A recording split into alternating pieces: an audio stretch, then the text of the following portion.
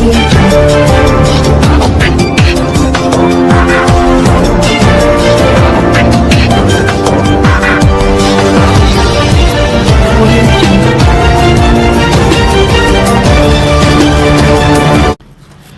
योगेश्वरी देवी ही समस्त अंबाजोगाईकरांचं ग्रामदैवत असून लाखो भाविक दर्शनासाठी वर्षभरातून येत असतात. मात्र भक्तांच्या सोयीसाठी नेमलेल्या देवल कमिटी विश्वस्तांवर न्यायालयातून गंडांतर आला असून जुन्याच कार्यकारिणीनं काम पाहावं असा आदेश देण्यात आले आहेत. मात्र गतवर्षी ज्यांची नियुक्ती झाली तेच विश्वस्त मंडळ म्हणत आहे की न्यायालयाच्या निकालात असं काही स्पष्ट नाही. न्यायालयाच्या निकालाचा वेगळा अर्थ काढत राजकीय दबावाखाली तहसीलदार व देवल कमिटीचे अध्यक्ष वागत आहेत. जी मनमानी नियुक्ती दिली आहे त्यावर आक्षेप नोंदवत त्याचा निषेध केल्याचं विश्वस्त मंडळाचे सचिव प्राध्यापक अशोकराव लोमटे यांनी सांगितलं. मुळात आमची नियुक्ती ही वैध असून त्यासंबंधीची सर्व प्रक्रिया गतवर्षी पार पडलेली आहे. धर्मादाय आयुक्तांना महत्त्वपूर्ण व कायद्याच्या चौकटीत बसणारे निकष लावून ही नियुक्ती केलेली आहे. गेल्या 9 महिन्यात देवल कमिटीच्या विश्वस्त मंडळानं कामाची चुणूक दाखवली आहे. बदल दिसतो आहे तो उघड्या डोळ्यांनी पाहिला पाहिजे.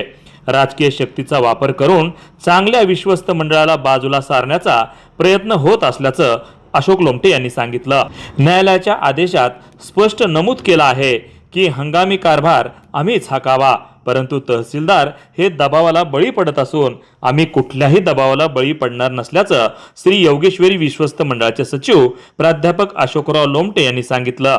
यावेळी सदस्य अमोल भैया लोमटे, अजित चव्हाण यांच्यासह इतर सदस्य उपस्थित होते. वार्ता न्यूज करिता परमेश्वर गीते, अंबाजोगाई, जिल्हा बीड.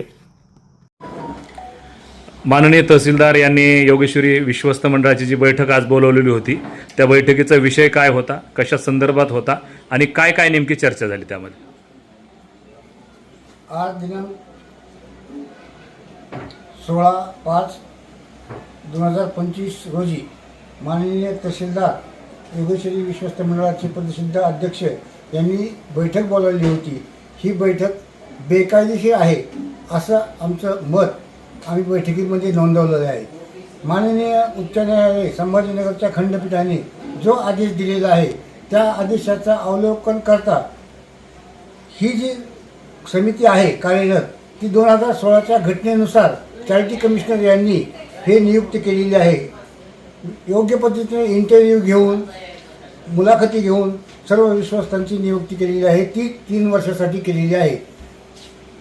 उच्च न्यायालयाने 2016ची आणि 2019ची दोन्ही घटना रद्द केलेल्या आहेत आणि 2016च्या घटनेनुसार विश्वस्त मंडळाचा कारभार चालेल असं हे सूचित केलेलं आहे.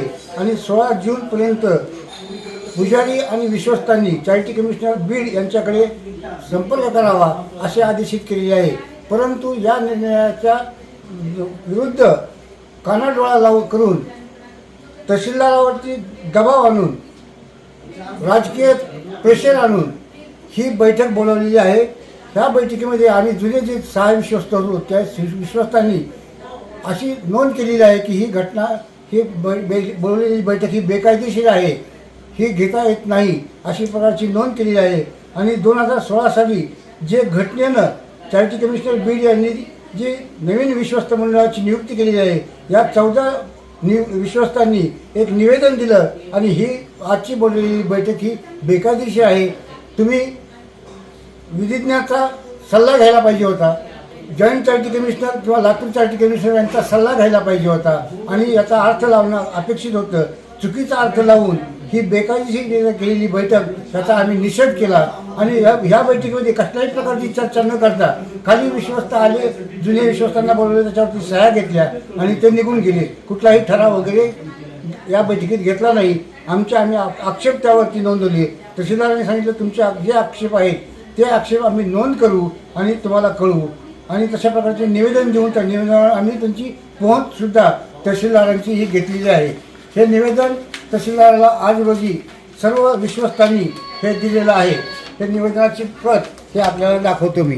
यावरती सर्व विश्वस्तांच्या नवीन विश्वास सगळ्यांच्या स्वाक्षऱ्या आहेत आणि हे निवेदन आम्ही तहसीलदार पदसिद्ध अध्यक्षांना दिलेला आहे, त्याची पोच घेतलेली आहे. याच्यावरती तहसीलदारच्या विरुद्ध आम्ही कायदेशीर कारवाई करणार आहोत, हे मी आपल्याला सांगतो.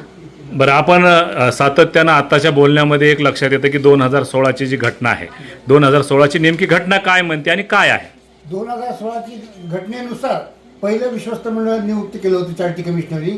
त्यामध्ये 19ला त्यामुळे 3 वर्षाची मुदत होती प्रत्येकाची, परंतु त्या घटनेमध्ये दुरुस्ती केली आणि विश्वस्त मंडळ हे 5 वर्षाचं राहील अशा प्रकारची दुरुस्ती, आणि विश्वस्त मंडळाचे सदस्य हे कायमस्वरूपी सदस्य राहतील अशा प्रकारची दुरुस्ती केली होती. ही दुरुस्ती लातूर चॅरिटी कमिशनरनी फेटाळली आणि असे आदेश दिले बीड चॅरिटी कमिशनरला की तुम्ही 2016च्या घटनेनुसार नवीन विश्वस्त मंडळाचा अर्ज मागून मुलाखती घेऊन नवीन विश्वस्त मंडळ नियुक्त करा. त्यामुळं बीड चॅरिटी कमिशनरनी नवीन विश्वस्त मंडळाची नियुक्ती ही केलेली आहे. त्या नियुक्तीनुसारच त्या मंडळातून माझी सचिव म्हणून निवड झालेली आहे, पापा मोदींची उपाध्यक्ष म्हणून निवड झालेली आहे, कोषाध्यक्ष म्हणून पांडेंची निवड झालेली आहे आणि सहसचिव म्हणून भोसलेंची निवड झालेली आहे.